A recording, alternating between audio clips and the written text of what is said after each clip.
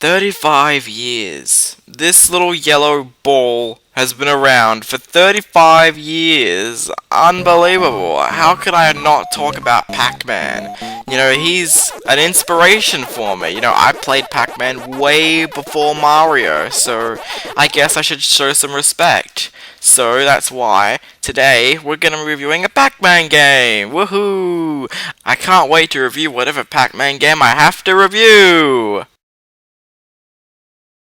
Except that one. Yeah, this has been a game that a lot of people, and I mean a lot of people, have actually been requesting me to review. Pac-Man and the Ghostly Adventures. First off, I have to criticize. The title sounds retarded! I mean, for crying out loud, Ghostly Adventures? That's fucking stupid, I have to admit. And also, Pac-Man? You still call it Pac-Man? Someone put quotes around that. Someone should call this Pac-Kid and the Stupid Adventures, because that's what this game's like. It's really, really stupid, and it's really, really boring. Let's look at our plot. Ghosts invade Pac-Land, Pac-Man has to save them, the end. Yeah, if you ask me, the plot is nothing spectacular.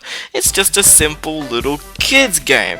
Oh, and then you're gonna be like, oh, but you can't criticize it, it's just a kids game. Well, you know what? That is no excuse at all. I review games based on their finished product, not if they're just for kids. I could review any kids game and possibly break it down. I have to review whatever game you guys have to give me, so if people ask me to review it, please don't judge me on what I think about this game. So let's get right to it.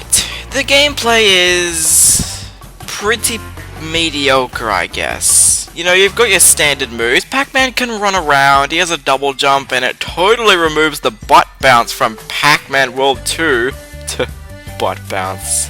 And this time there's only one goal, eat ghosts and get to the end of the level. Yeah, that's all you have to do in the level, and if you ask me, there's nothing really interesting that the game tries to offer you. Oh yeah, there's collectibles, but you know what, I don't really find these collectibles as really worth it. All I get you is arcade games in Pac-Man School, and honestly, I don't think it's worth it. Some of the arcade games are fun, but nothing really tickled my fancy.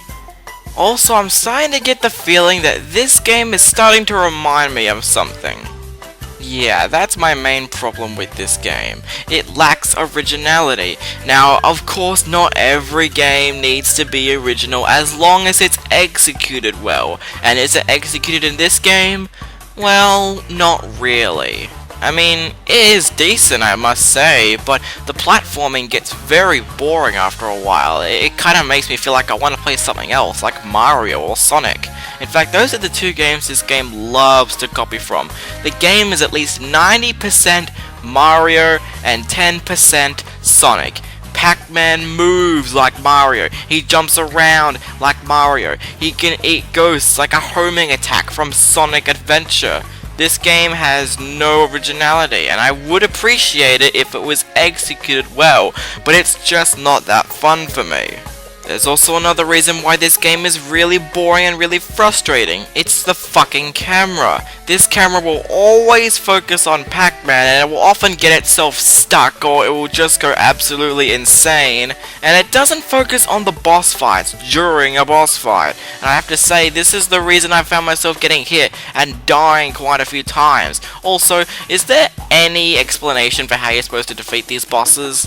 Well, no, I had trouble defeating these bosses. I didn't know what the hell I was supposed to do. It was so frustrating. I have to ask, why wasn't there any explanation? There could have been a simple text that said, oh, you have to do your boss to do this. You have to drag them and make sure they hit these things. You know, it's just like they didn't explain enough. I didn't exactly know how to defeat the bosses. Also, there's music in the game, which is strange because I didn't even hear it due to the fact that it was too quiet. Oh, and also, it's not that memorable.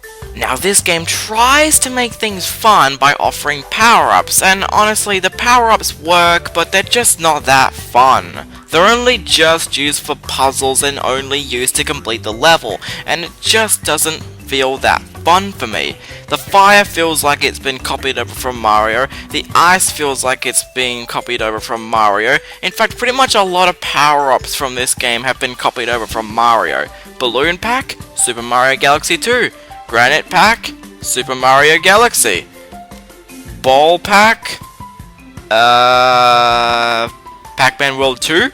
Look, I don't know, but whatever it is, the power-ups are just not that fun to use. They feel like I played the power-ups before, and they're just not that executed well. But with that said, the game actually does look pretty good. Some of the levels look nice, and the character models look decent. However, I only wish I'd appreciate the levels if they weren't copied and pasted from previous levels. Some of the levels are copied over from previous ones, and the last two worlds are literally taking place in the exact same location you were before, only except, they're darker, I guess? Look, I've really got nothing to say about this game. It's just not my cup of tea. And I already wasn't a fan of the television show to begin with. It is stupid, and this video game is exactly that. It's boring and it's stupid.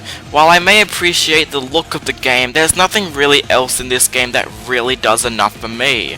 I can't recommend this game to anyone, therefore I'm gonna give this game a 4 out of 10. It's probably one of the most disappointing video games I've ever played in my life, and if you're ever planning on getting this game, just throw it out and get a copy of Pac-Man World 3, at least it's worth it.